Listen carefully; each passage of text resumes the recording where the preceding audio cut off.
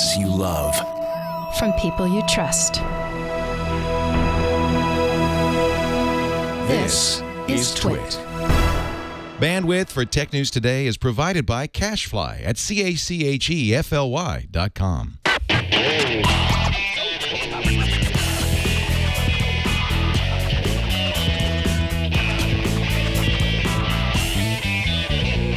This is Tech News Today for Monday, January 17th, 2011. Tech News Today is brought to you by Ford, introducing the all-new 2012 Ford Focus Electric with voice-activated sync and My Ford Touch, featuring gas-free power, zero CO2 emissions, and battery management technology that lets you go the distance. Learn more at focuselectricpower.com. And by MailRoute.info. MailRoute is a secure hosted service that provides enterprise-grade virus and spam filtering to companies of any size. Try it right now absolutely free at MailRoute.info. Welcome to Tech News Today. I'm Tom Merritt. I'm Sarah Lane. I'm Darren Kitchen. And I'm Jason Howell. And it is Martin Luther King Jr. Day. Happy MLK, everybody. And Sarah, you got a chance to actually review the speech. They played it on the radio this morning. Yeah, on Talk of the Nation, which happened to be playing on my drive up this morning. I listened to the speech in its entirety, which I have done in the past, but I was trying to think of when was the last time, and it might have been when I was still in school. Definitely was for me. For those not in the United States, much of the United States, not us, takes the day off on Martin Luther King Jr. Day. You may have noticed that we don't have the memorial, day off today. in celebration of the fight for civil rights. Yes. In the 1960s. So, you know, although having days off is nice, and I'm sure a lot of our friends and former colleagues are enjoying their day off, there's a lot of news today. So it kind of actually, works. in a way, I'm glad we're here. Yeah. The biggest news across all the websites, in fact, even non-tech websites are talking about this. Apple boss Steve Jobs sent an email to employees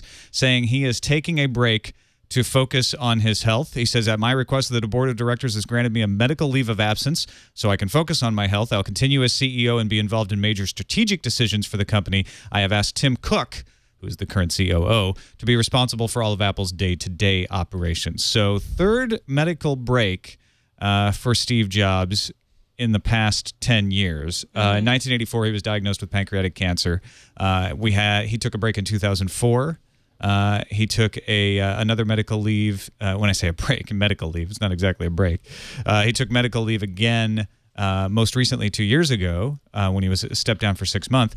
After that break in 2004, they came out with the iPhone. After the last medical leave he took, they came out with the iPad. So it's not like Apple's missed a stride. No. And it also sheds more light onto why wasn't Steve Jobs at the Verizon announcement in New York? Why has the launch of the Daily with Rupert Murdoch, which was supposed to be this week, I think, at the San Francisco Museum of Modern Art, has also been pushed back? This is probably why.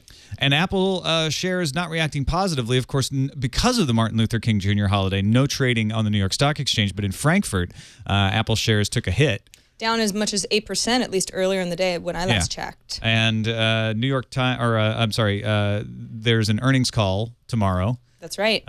So we'll keep you up to date on that, but that'll probably bring the stock back around, I'm guessing. Yeah, I mean, this is always it's a tough thing, but it's like it's the fact that Apple and Steve Jobs release this information today, I'm sure is on purpose. They're about to have an earnings call. People are expected the earnings call to have positive numbers. So this is hopefully buried news with the news of the company as a whole doing well.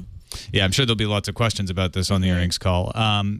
Now, the last time Steve Jobs took a medical leave, there was a lot of speculation about whether he would come back. He came back within 6 months and has been going fairly strong ever since. But to understand sort of the medical situation here, we're happy to have Dr. Lillian Harvey, Assistant Clinical Professor of Surgery at Hofstra School of Medicine in conjunction with the North Shore LIJ Healthcare System. Welcome, Lil. Folks may know her more as Dr. Mom in the chat room. Hi, Tom, Sarah, everybody. Hi, Lillian. Thanks for coming on and helping us understand a little bit about the situation. Now, you are not Steve Jobs' doctor. You haven't seen the patient. You don't know anything about his health records, right? That's correct. I know nothing that hasn't been already published beyond observations I've made looking at him in pictures that have been published and when he's had webcasts of presentations, what he looks like. But one of the reasons I wanted to talk to you is you can help us understand about pancreatic cancer and what kind of risks someone would face and what this might mean. In fact, you wrote a blog post the last time he went on medical leave back in 2009. Can you give us a little summary of what the situation might be? Sure. What first thing people have to understand, there are two different kinds of pancreatic cancer. There's the kind that Patrick Swayze had that ran in Jimmy Carter's family. This is the kind that you normally hear about. People make maybe 6 months after diagnosis unless they're very lucky. There's a second kind of pancreatic cancer, and it has to do with the fact that the pancreas, besides secreting digestive hormones, also makes hormones. He's got the kind of cancer that comes from the hormone secreting cells. In his case, he has a tumor called carcinoid, which causes changes in blood pressure. It can cause literally you suddenly look like you're having a hot flash. You get a flushing reaction. Now, is that more survivable than the first type that you mentioned? Absolutely. 50% of people who have that kind of a diagnosis survive at least 5 years. Because normally the problem with pancreatic cancer is you don't know you've got it until it's so far advanced that there's too late to do anything about it.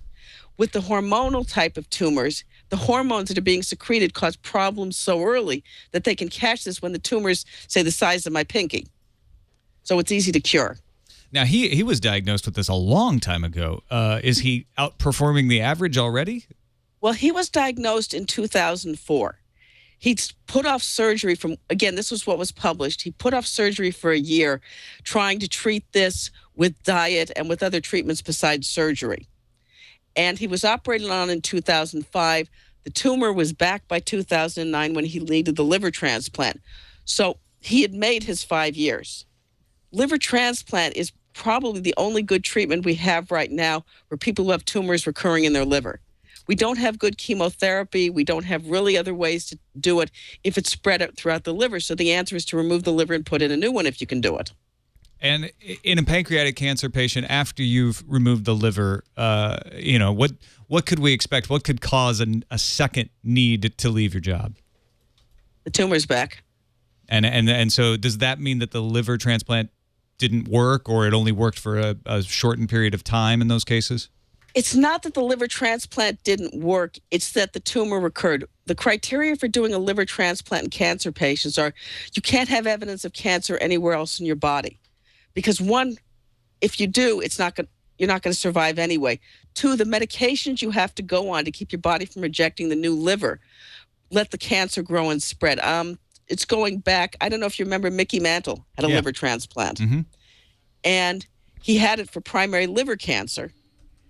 They operated on him. They thought he was clear of cancer, put in a new liver, and tumor blossomed in his lungs and everywhere else within months, and he died because of the suppression of his immune system. When you see something like what's going on with Mr. Jobs, most likely the tumor's back. And then, again, we don't know that that's true of Steve Jobs, and we don't know what's going on with him. But if that were the case, in a cancer patient who's had the liver transplant, the tumor reoccurs, what's the prognosis then? It depends if they think he's a candidate for another liver transplant. The problem you have is part of the reason I feel that he didn't get the transplant done in California, and a lot of people made comments, why did he go to Memphis, was because not every institution will do liver transplants for the kind of cancer he has. There's not enough evidence out there to say that it's better than treating it medically. To be honest, we'll never get that kind of evidence. The tumor is rare enough. You'd be collecting patients for 20 years to get that kind of evidence. Gotcha. So he went to a center that says, we will do a transplant for this kind of a condition. If it's back and they think it's nowhere else, they could try transplanting him again. The chances are not good. It's probably going to come back again. And so then is it just chemo? We don't have good chemo for this. Yeah. So there's nothing else What about radiation treatments? Same problem. We really don't have good radiation, good chemo. What you can do, depending on what's going on, is you can stick a catheter into the tumor deposits in the liver and either cook them with microwave radiation. You can literally put in liquid nitrogen slush and freeze them. It's controlling the local disease. None of those are curative. What you may do is buy him a year, 2 or 3 more years. Mm-hmm. What you're trying to do is buy time to hope that we develop something. And this, of course, is just assuming that it's not already spread somewhere else. Right. That's the big problem. Yeah. Well, if nothing else, all other speculation aside, it definitely points out the importance of cancer research and supporting cancer research and all of its various forms, not just pancreatic cancer. And before we let you go, Lil, I want to ask one last question. going away from the disease aspect of this and more of the privacy aspect of this, with most people, it wouldn't be a question. He's an individual, has the right to medical privacy. Because he's a head of a company, a lot of people are saying, he needs to talk to his investors and let them know more what's going on. He needs to make it more public so that people who are interested in buying Apple stock can know what's going on. Do you have an opinion about what should be made public and what shouldn't? I think if something's going on to the point where it's going to impair his ability to do his work, that probably needs to be at least disclosed to the SEC and probably the stockholders. Now, I will say with what he's got, he's likely to function perfectly well for quite a long time, even if they can't do anything about it. Eventually, if this is recurrent tumor in his liver will fail. He'll slip off into a coma, and that, will be the pre-terminal event. But he could go a very long time. What's more concerning to me is the weight he's continued to lose. After the liver transplant, I'm sure the people in the chat room noticed, I kept saying, he's not gaining weight. Mm-hmm. You expect somebody with a liver transplant who's successful to have put weight back on. And I don't know if Jason's got the picture. I asked him to pull up recent picture of him. Yeah, here's one from a couple of months ago, I think. Look at him. And more important, look at his hands. Tom, pick up your hand and look at the palm of your hand. Look at the muscle pad right here. It's called the thenar eminence. Mm-hmm. It's thick and fleshy. That does not go away unless you're paralyzed or you're starving. Mm-hmm. Now look at his hand. It's gone. I see what you're saying, yeah. If you looked at him with shorter sleeves, you can see the bones in his arms. He's losing muscle in areas where he's presumably exercising every day.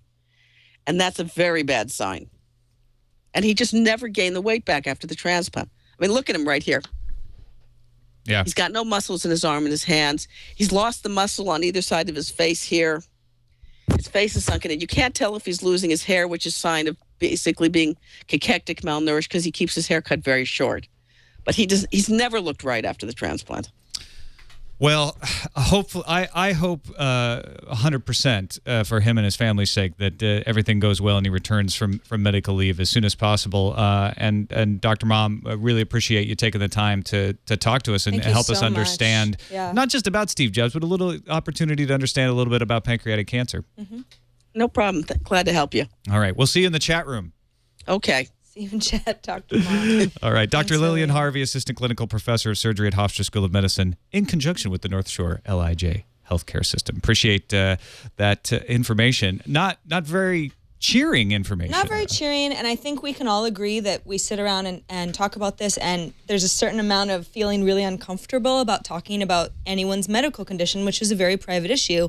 However, and this is a debate that's been going on for years, ever since shareholders were like, hey, wait a second, we need to know if Steve Jobs is not doing well because the success of Apple is so closely tied to Steve Jobs, the man, more so than I think any other company, at least in the tech world. So, it's a tricky situation here. Right, but when you think about a big picture, in 100 years, Apple isn't going to have Steve Jobs any more than Microsoft is going to have Bill Gates, and that's just the way it is. Every CEO is going to leave a company. But shareholders aren't thinking about 100 years from now. No, they're not. Thinking about this year. Probably not. So. Steve Wozniak told CNET today that the news actually frightened him because he did not expect it. But he says, hey, if Steve is tired and wants a bit more normal life, more power to him. So Woz is, of course, 100% supportive. Goldman Sachs also making news today outside of the tech world, saying that they're going to offer those Facebook shares only to non-U.S. citizens. These are the shares of the 1.5 billion that would be invested into Facebook as a single investor, but then backed by multiple Goldman Sachs clients. That was about to get them in trouble because a private company can only have less than 500 investors, or they have to be made public. So, but what's kind of funny about this story is Goldman Sachs says, we're just worried about the media is scrutinized, over scrutiny by the media. So we're just going to Come on. We're just going to talk to foreign investors. We won't even deal with the U.S. because of the media. Well, there's no media outside the United States? Yeah, exactly. I mean, there's no SEC. They don't care about the media because the media is talking about what the latest development in the story. It has nothing to do with the media. It's the SEC. Yeah, they care about the media shining attention on it to catch the attention of the SEC. Right. Exactly. We're still going to talk about it, Goldman Sachs. Also, new privacy concerns for Facebook at the same time as they announced that they're going to allow third-party app developers API access to your address and phone number if you give permission. Right, and so you go, well, I can choose not to give permission. But didn't Facebook have an issue not that long ago, something that we talked about on this very show, where there were certain developers who were scraping that information in nefarious ways that then were suspended by Facebook? So it just goes to show you that you can't just trust any developer. But those were developers that were not adhering to the license agreement to use that API and to create apps for the Facebook platform. They were going ahead and selling data to marketing companies, and that was strictly prohibited. So it's those strictly prohibited, but they did it anyway. Right. So yes. So I mean, your information is still but been in this captured. case, you still have the opportunity to decline when it asks you, hey, is this something that you want to share with this application? Now, don't get me wrong. I'm not saying that that's great. In fact, I think that, much like Sophos suggests, it should only be Facebook verified applications that should even have the ability to request this application. And then, of course, it's still on you whether or not you're going to give it. And then, of course, it's still on you whether or not you actually even give your real phone number. Somebody on Twitter has already changed their phone number to 650-543-4800. Which is the Facebook customer service line. Oh, that's funny. I think a much better solution than to say, no, I decline, and let's just hope that works out okay, is just to not fill in those fields. Yeah, I never filled them in. Facebook's whole thing is not needing to email each other because of their whole the world of modern chatting does not rely on email. I mean, why do we even have those fields in Facebook anymore? A lot of people use them as contact info. If you're using WebOS, for instance, it can populate your contact fields with your Facebook friends. That's a nifty thing it can do, but I've never trusted it. Oh, No. Even when Facebook was like, you have to be part of a network to get involved, before they opened up registration, I didn't give it that stuff. Right. Android has the same thing where it'll integrate your contacts, and then that way, and much like Facebook says, where the contact information is the property of the contact and not yours. The other side of that is, well, then that other person can update the contact information. It's automatically updated on your phone in that sense. Yeah. On the other side of the story, you don't really have to give any kind of personal information out for you to be hacked if you're living in the public enough and using common security questions. George Bronk, 23, has pleaded guilty to charges he broke into the email accounts of thousands of women, scouring them for nude photos that he then posted on the internet. And the way he got into the accounts that he was able to get into was going over their Facebook pages and looking for answers to common security questions like, where were you born? Like, what's your mom's first pet's name? Yeah, all and it's that probably in her album that was like, early life with my pet Spot. Yeah, exactly. My hometown From 1981. is, That's probably her first dog. Okay, let's try that. I have to say, I'm surprised that this is the first time I've heard of somebody doing this. It's actually pretty smart. This was and not really rocket science either. This happened when Sarah Palin's Yahoo Mail was hacked. It's the same exact way. And what's the right way to answer one of those security questions? Because more and more companies are making you answer them. And so I always opt out of answering them. I'm like, you know what? I'll lose my password. I answer nonsensically. So I have what was your first elementary school? Well, the answer is Briscoe Elementary. But you never answer But that's that. not my answer. My answer is something that makes no sense. So even someone who knew me really well wouldn't know what my answer was. There's a couple things you could do. You could actually take Briscoe and just open up your terminal and type MD5 space Briscoe Elementary, and it would give you an MD5 hash of Briscoe Elementary. You could do the same thing with SHA-1. There's But easy if I know functions to do Briscoe, that. can't I do that too? Sure. Okay. There's that, and then there's also just giving random junk. I just encountered this twice where I created an account over at Sprint, had the same issue, and they're like, "What do you want the answer to security question to be?" And the ones that they offered me were junk, right? So I just typed in a bunch of a very secure password. Recently, I had to do the same thing the other day when I opened a Bank of America account, and it was very upsetting where they limited it to 20 characters for the answer, no special characters. So annoying.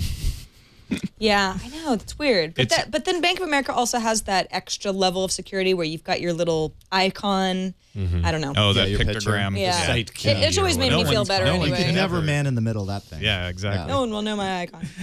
Finally, before we take a break and get to our discussion stories for the day, although these have been pretty good discussions right off the top, Universal and Sony Music have decided to leave the 1960s.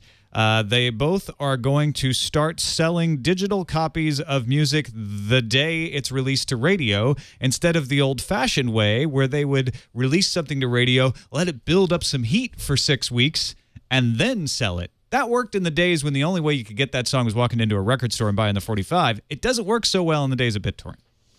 No, certainly not. And I feel like that's why so many songs get so much attention, is because being able to trade it, in the dark channels of the internet is the only way that anybody can trade a song that they really like, that they heard on the radio. I mean, what do you expect? So you think that because you have to go through the back channels, it ends up creating more word of mouth? I Because do. you're like, hey, guess what I just pirated? It makes it that much more exciting. I mean, that's definitely part of illegal file trading for some people. All I want to say is, movie industry, take note, because this is no different than, the DVD release of a movie that's in the theater. Mm-hmm.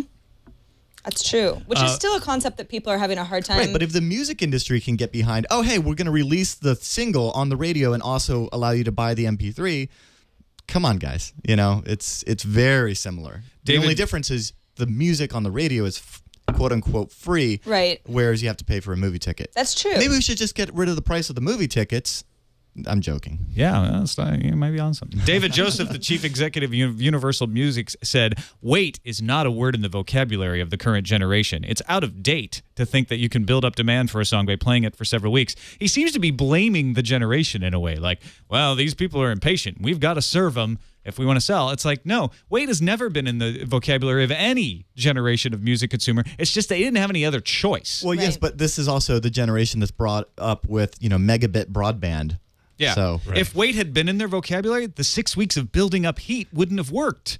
Yeah. It's because they were impatient to get the song that it made them rush into the store to buy it in the first place. I think Sarah's onto something that by the very nature of you having to pirate it to get access to own that content before they allow you to buy it legally does stir up a lot of viral marketing, just because of the word of mouth. Because, how cool am I that I was able to pirate it and you weren't. That's totally it. I can hook you up with this song that you may not have known where to go to Pirate Bay or whatever. There's a blog on Pitchfork Media's site that is all about reviewing and rating early leaks. And all its purpose is to build up kind of promotion around this thing. And it's actually really effective. Like, you read those reviews and you get a little excited about the release because it's not out yet. Studios you want to hear it. Studios have to know this. Look at the latest Harry Potter. That was, what was it, like the first act? You think that was an unofficial but official leak?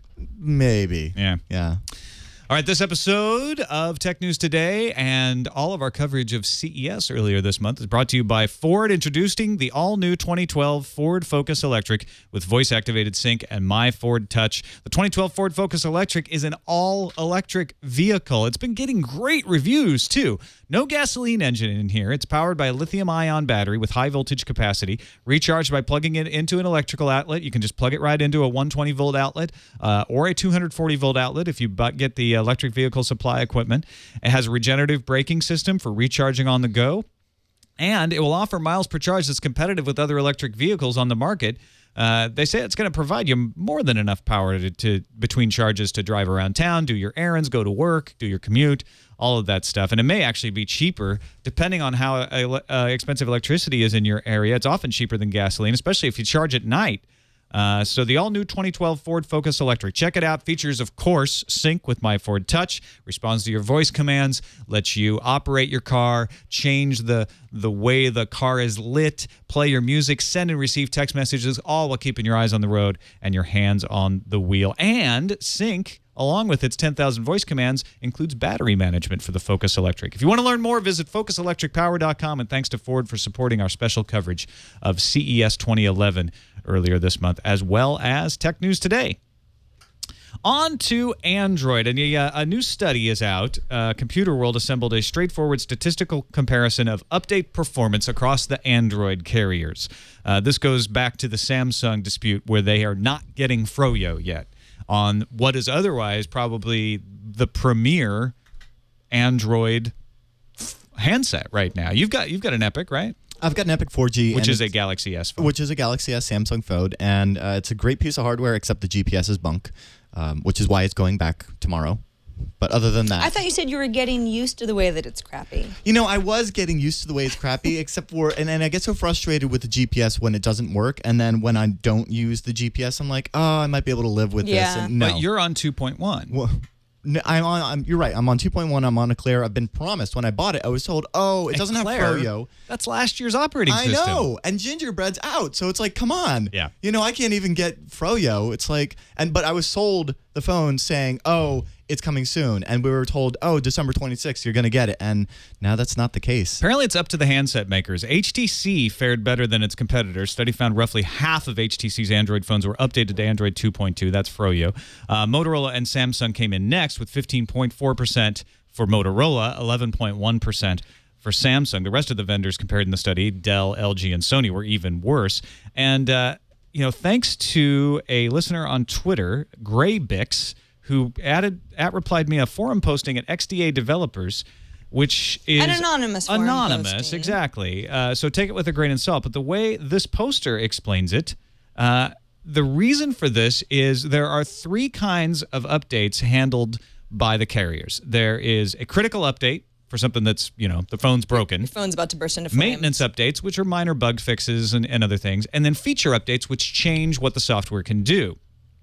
HTC, according to this post, and I'd like to know if anybody knows this to confirm it, HTC and Motorola both consider an update of the firmware a maintenance update. And so they only charge the carriers a small maintenance fee for delivering that update to the device, because the handset makers are the ones who charge for delivering that update, right? Think about it. Apple is the one who provides the update for the iPhone in iOS, not AT&T. So it's the same sort of situation. Apple, I don't know if they charge AT&T anything for that, but they probably don't. Well, then no, they probably don't because it's not over the air. Oh, that's true. You'd think the carriers would be charging for the bandwidth that's the to big deliver difference it. here. Yeah, and in a lot of cases, at least on Verizon, it was OTA. And I've done it without over the air, but then again, that was routing anyway, so I guess not. Yeah. So anyway, with most manufacturers such as HTC and Motorola, the fine is considered a maintenance upgrade. Samsung, however, considers a firmware update a feature update and requires the carriers to pay a per-device update fee for each incremental Android update. And apparently all the carriers are working in unison to tell Samsung they don't want to pay that. They don't have to pay it for their HTC and Motorola phones. They don't want to pay it for the Samsung phones. And so they're all universally saying we're not going to deliver an over-the-air update of Android 2.2. I want to know why Samsung thinks that it can just charge more than everyone else does. Right. Charging for the free operating system, too. Give me one Android's good open reason. Source. Exactly. Yeah. Open source is another big point here. It's like, why is Samsung charging more than others are already charging for open source software? Does do a lot to modify the operating system to make it unique. For example, one of the little things I like about their version of Android is that, you can swipe up to unlock, but if you have a message waiting, you can swipe down and go straight to the message. But you know what? I've seen custom ROMs that have cool stuff like that too. So, yeah, I guess that is the beauty of Android is that you get those cool custom ROMs, but at the same time, when you put it in the carrier's also the curse hands, of Android. And it's actually not even the carrier. Yeah, you're right. Yeah. Why do the carriers need to be involved? You got Wi-Fi in that thing. Why can't Samsung say, you know what, we're going to make it available and it's only available over Wi-Fi because your carrier is being a bitch? Well, this isn't the open source version of Android. This is the compiled version of Android. But Samsung could still deliver it over Wi-Fi on an internet connection, right?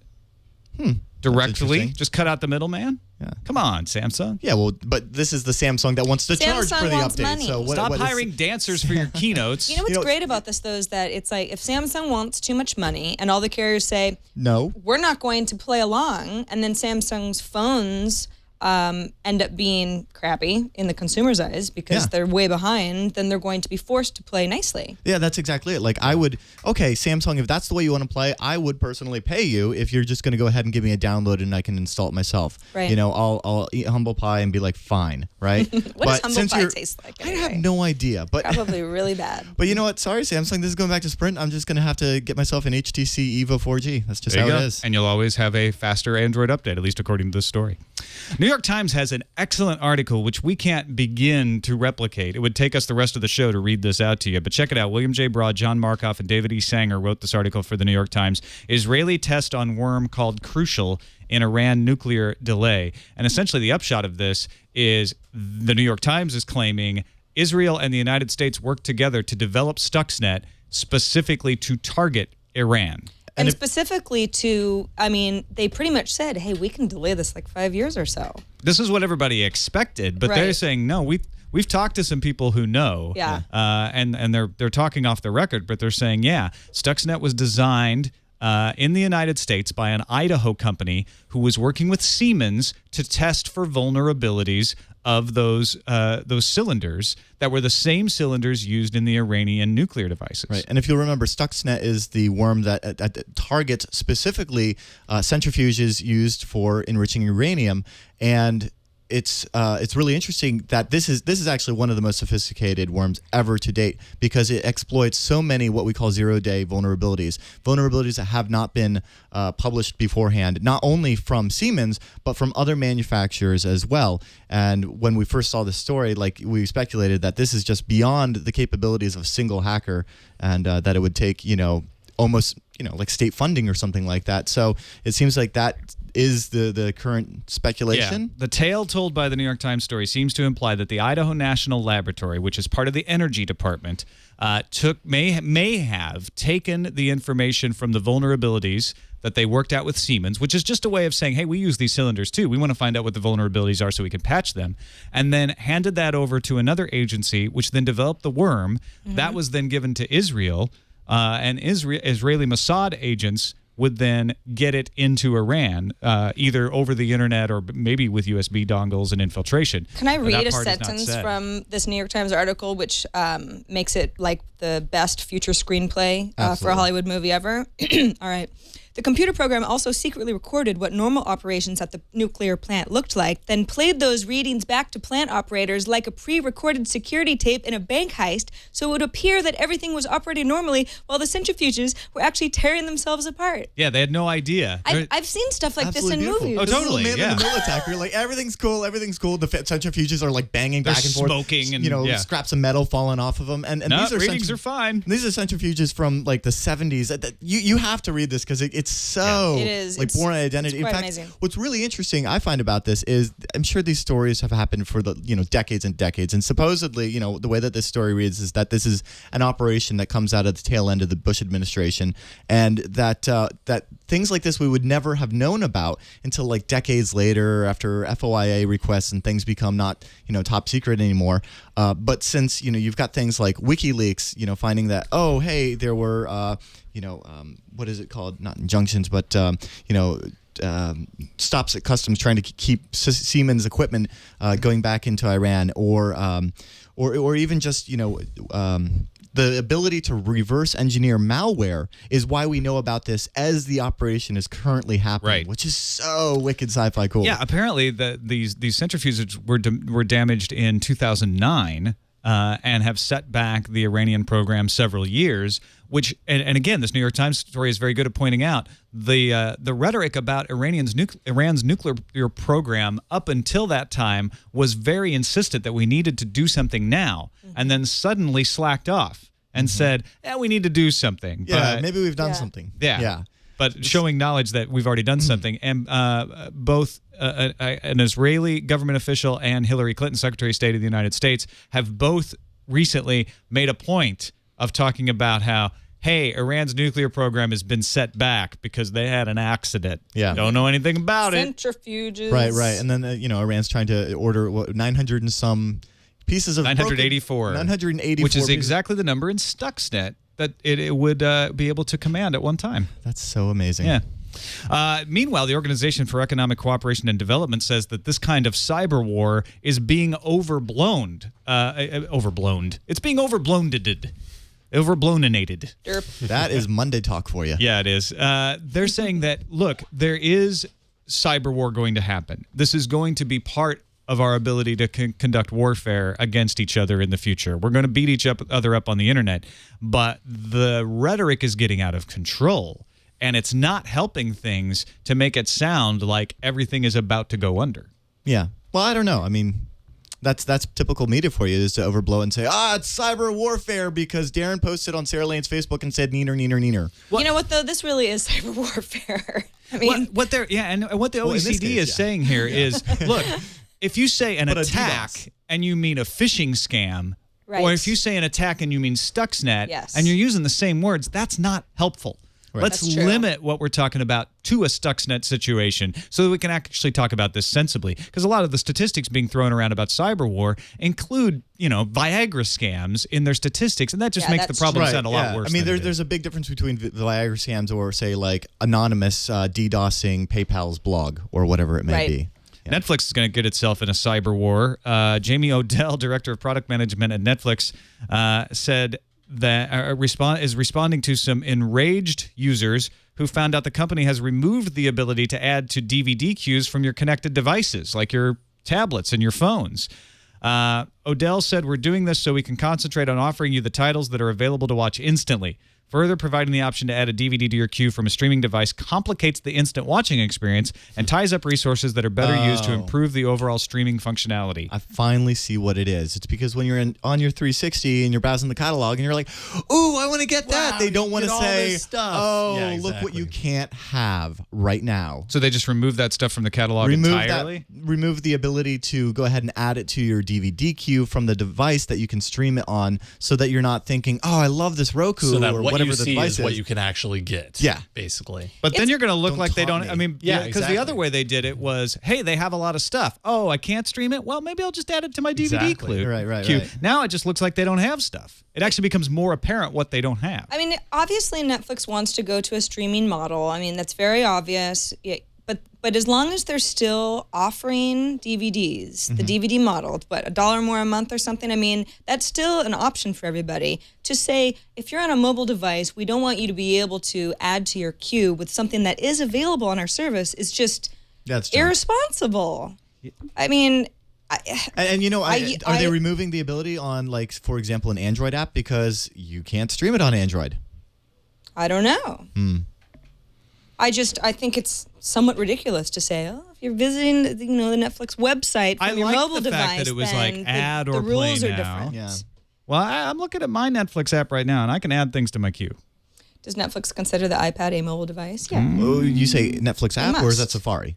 No, this is Netflix app. Okay. This is the app. And they did say, yes, from your Which is just PC, kind of you a will still front be able end, to though. add things to your queue. Yeah. So I don't know exactly which apps this is affecting, but it was an announcement on the blog. They haven't actually implemented it yet, and they're already facing the rage. Oh. Expect a U-turn shortly. Yeah. That's my prediction. Or at least just a much better explanation of why this needs to happen to appease the masses.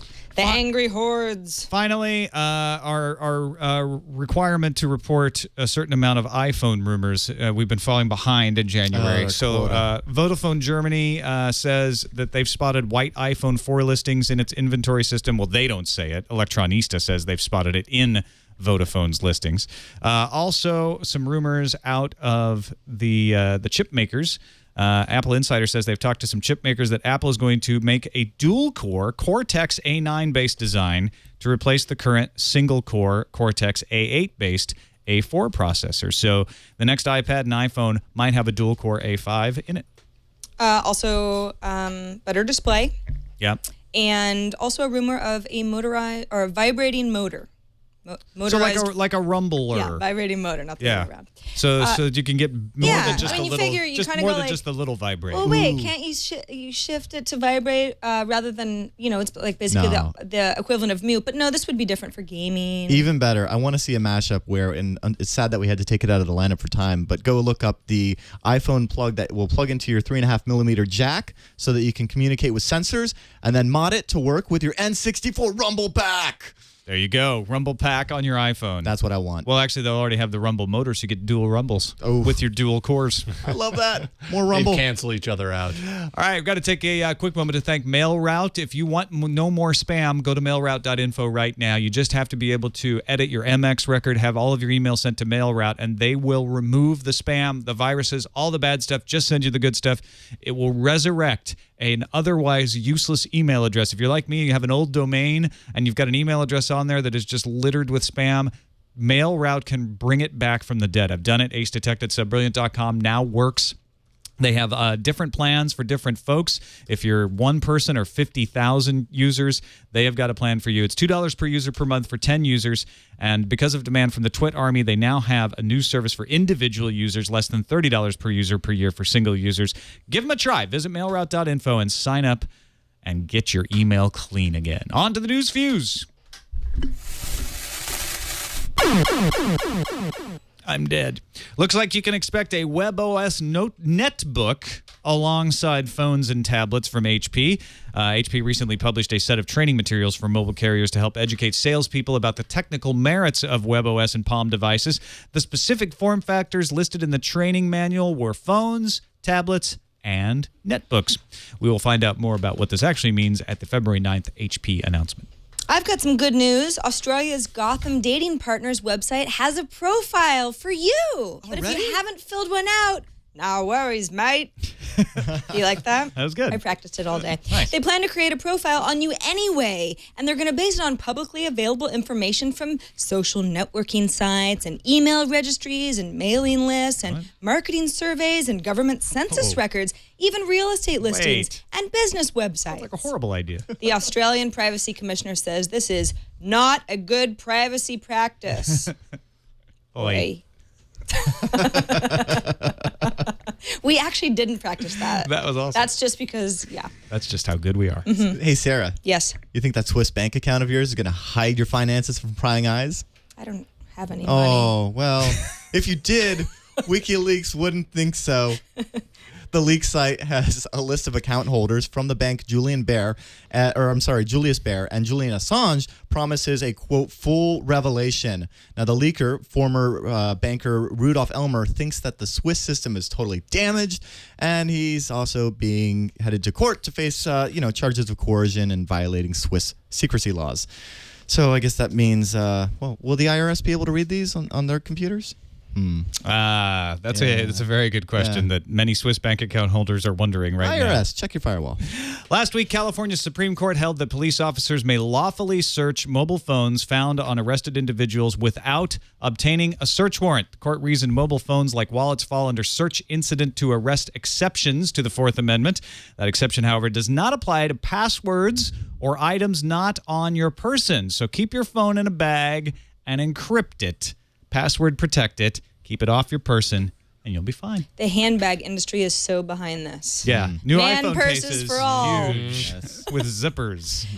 All right, I want to tell you a little story about a man named Stephen Archer who doesn't believe in BitTorrent. No, that kind of easy piracy is apparently for the lazy if you're a man like Stephen Archer, who was arrested late last week after being caught tunneling into his local Greenville, Tennessee GameStop store Not SSH. from an empty adjoining building. He made off with almost, wait for it, $300 in cash and around $5,400 in games. He also left a trail of evidence and was arrested by Detective shovels. Pat Hankins and charged with felony burglary.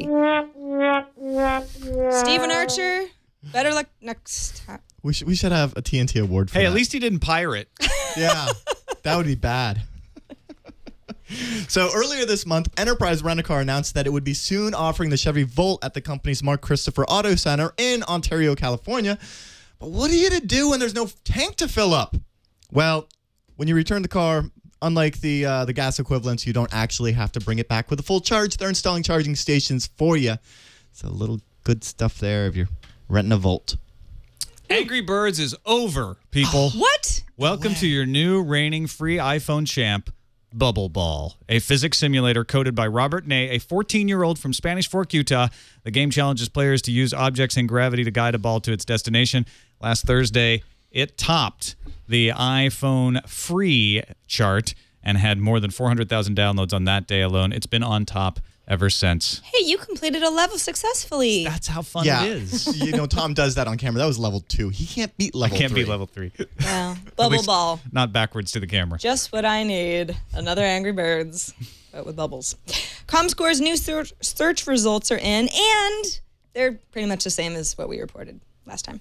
Slight rise for Google, slighter rise for Bing, drop for Yahoo, all movement less than a percentage point, meaning nothing is really all that significant. Although I have heard, and maybe some of you have as well, that Bing has been outperforming Google at search, but I would have to use Bing and Google and be comparing those on a regular basis. So I'm not sure that I can weigh in on this. What about you guys? You just keep using Google as you do, because Tom's already pledged that for the next 30 days he's only using Bing. It was a week. Oh, I guess it's 30 days. The next 30 days, I have changed Chrome's default search, which Chrome is now my primary browser, to Bing. But don't you have to be searching for the same thing regularly on both to be able to make a comparison? Considering both of you do TNT, you're looking at some story research. He's looking at the same story research. You guys might come up with different stuff. I don't even think that's it. I do very similar searches regularly for stuff. And so I think I'll be able to make a comparison like, hey, I'm looking for this. Why am I not finding it? So, I'm going to give it a try out. Well, going big. In 30 days, we'll check back. I'll be in see how the Bing project. No. Maybe I won't. Actually, if you're right, then I won't be. I'll be like this. I'm sticking with it. I think it's a good experiment. A PacMan reality TV show is coming to the United States. Wait, you're gonna have to say that one again. It's what now? Deadline Hollywood is reporting that Merv Griffin Entertainment has hammered out a deal with Namco Bandai to develop a reality TV show based on PacMan. What? PacMan's actually old enough to rent a car now, actually. I don't. Where do I start? They call it something big and crazy, like Wipeout or Fear Factor. They want to, quote, take what Pac-Man is and bring it to life, to bring what is essentially the world's biggest game of tag to television. So people eat a lot and run from ghosts? I don't know. Sounds like... I don't know. Maybe it's just a bunch of kids eating power pellets, running around in the dark, running from ghosts. Listen. I think it's going to be scantily clad women in bikinis chasing after nerds who have to eat big cookies. Sign me up. Before they can turn around and tag them. I don't understand why they have to bring Pac-Man into this stupid idea. If this is a Japanese game show that is coming to the States, sign me up. But otherwise, I don't have the highest hopes. Fear Factor had a good run. They had some scantily clad women jumping off boats or whatever that show was about. But it's over. Isn't it? Actually, Miss Pac-Man was pretty scantily clad. I think all she wore was a bow. That's true. Well, wait for this. That's the sequel. In that case, I look forward to the new show. On to the calendar. On to the calendar. Listen up, Canadians, because you've got only 2 weeks left to tell Parliament how you feel about the Canadian DMCA. And if you don't know what I'm talking about, I'm referring to the Bill C-32 Legislative Committee, who invited Canadians to provide their views on the upcoming bill. There's only 2 weeks left. Just in order to tell them their thoughts. They're trying to get the word of the people to weigh in and help them make an informed decision. I will note that, at least on a Boing Boing article about this, somebody who is anonymous but says they're Canadian said, hey, I tried emailing and I got back this form letter saying, thanks for your submission, and made them feel like, is anyone really listening? Is anyone really reading this form? Better that than nothing. Better that than nothing. So we have to hope that they are. Fight the good fight. Fight the good fight. Go Canada. Onward. Also, Skype's acquisition of Quick, now complete. Yep, on Friday. So that was quick. Yeah. Oh, Monday jokes. Oh, I love it. On to the email. TNT@twit.tv. First email from Michelle L., who says, hey, TNT, regarding Apple stopping newspapers from giving away a free app if their subscriber pays for a print version, these companies have other options. They can give the subscriber a link to a PDF file that then could be read on any electronic device. Granted, that means storing them on their own servers, but it's an option. For some reason, I don't think it's Apple trying to get money in this case. If so, why did they allow Kindle and Nook software on their devices when they don't get the book sales? I have an answer to that. There has to be something else to it. I have a feeling Apple's in negotiations with these publishers for subscriptions and may even be coming out with a new app called iMags to service this industry. It just doesn't seem like Apple to cut themselves out of the market when they could just possibly give people more of a reason to buy their hardware, just my 2 cents. The reason Kindle and Nook software are on the device is because there is no built-in bookstore that Apple could get a cut of. You have to go to Safari and to the web to buy your Kindle and Nook books, which is kind of ridiculous. Yeah, the app just gives you an easy way to do that. But that's all it's doing. It seems like what the dispute over is subscriber information. Whether who gets to handle the subscriber information. Apple is very protective of its users' privacy, which is good. But the newspapers are saying, hey, we need that information to sell on. That's how we sell newspapers, is we use subscriber information to build advertising lists. We want that information out of you, Apple. And we also want to be able to give subscribers a free subscription, and Apple's like, you can't do that. So there's a lot more going on behind the scenes than just, can they give a subscriber a link to a PDF file? In fact, that's not even the best way to do it. There's things like Zinio or The Economist, which I subscribe to. What they do is they say, look, if you're a subscriber, go to our website and log in, authenticate yourself as a subscriber. Then when you get the app, all you have to do is log in as that authenticated subscriber at that same account, and we'll give you free access to all your newspapers. And it's the same magazine? Yeah, exactly the same. It's like magazine. e-statements versus paper statement. Can you turn off paper? You can't. No, you have to get The Economist in paper. So you still have to they're very thin these days. Yeah. That's not helping. All right. Finally, Kent writes in and says, hey, all loving the show. On the story about RIM, would this be a way, this is RIM actually providing a service for other non-BlackBerry phones. He says, would this be a way for RIM to be able to offer an app for iOS or Android that would allow people to use an iPhone or Android device and still be able to get their corporate email over the BlackBerry app with all the BlackBerry email features that they offer? Could be a good way to continue to win corporate contracts for expensive BlackBerry servers for corporate email and allow companies to enable their employees to get whatever smartphone they want. I think it's more them competing with Microsoft as a service provider for corporate email, saying, hey, we're going to work with all phones and all devices so that you don't have to be on with the BlackBerry system. Yeah, but the BES stuff that BlackBerry provides integrates with your Exchange server from Microsoft anyway. So, I mean, then maybe they have a great brand, and I could see this being a way for them to stick around for sure. I think they're trying to say I think Kent's absolutely right. They need to hedge their bets. And this is definitely a way of doing it, saying, hey, we're good at this cloud thing. Let's expand on that. And I do think they're going to try to drive Microsoft out of it. Yeah, they do have a great service. I'm kind of weary of how they would be able to implement it when some of the other handsets don't have the features that would be necessary to have the full suite, for example, Android with the lack of full disk encryption. All right, that's it for this edition of Tech News Today on this Martin Luther King Jr. holiday. Thanks, everybody, for watching, and big thanks to Dr. Mom for joining us at the top and helping us understand a little more. Give to your American Cancer Society if you're in America, or your local cancer society elsewhere. We will see you tomorrow.